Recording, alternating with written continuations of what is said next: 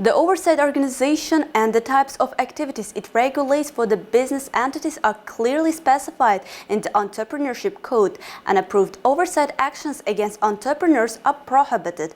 This was announced at the 55th plenary session of the Senate, where the Senate approved the Entrepreneurship Code. Additionally, the session discussed laws regarding the protection of children from violence and the laws concerning the Cabinet of Ministers. The Entrepreneurship Code consolidates over 100 legislative documents. The document outlines the primary tasks of creating conditions for citizens to freely participate in entrepreneurial activities and benefit from them, as well as protection private property, the rights and the legitimate interests of business entities. The Code categorizes business entities into small, medium and large classifications, and it specifies the types of activities that individual entrepreneurs are prohibited from engaging in.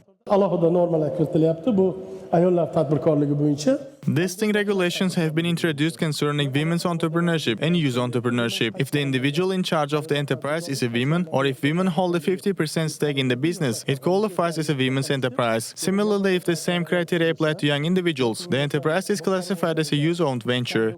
The next law discussed at the plenary session strengthens the responsibilities and powers of the Cabinet of Ministers. From now on, ministers will be personally responsible for the outcomes and consequences of effectively implementing unified state policies within the ministries they lead and the sectors and branches assigned to them.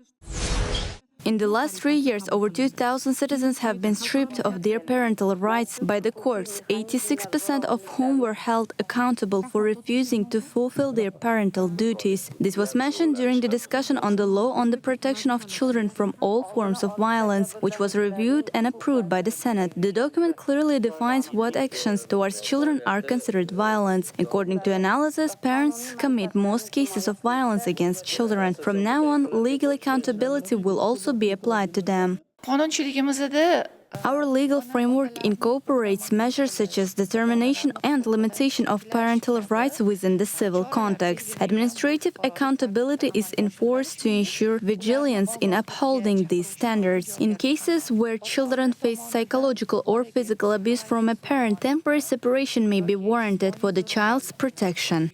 Additionally, the law imposes legal measures against parents or guardians who fail to provide the necessary conditions for their child's development and education or force the child into labor or begging. Furthermore, during the session, amendments and additions to certain legislative acts concerning social issues were discussed. According to this change, from now on, the time spent caring for elderly people in need aged 80 and above will be counted towards work experience without requiring a medical certificate. Additionally, lonely elderly people in need of care and persons with disabilities will be granted the right to free use of public transportation. Moreover, funds allocated for sponsorship to these categories of people will be deducted when calculating the tax base. With this, the first part of the Senate's plenary session concluded.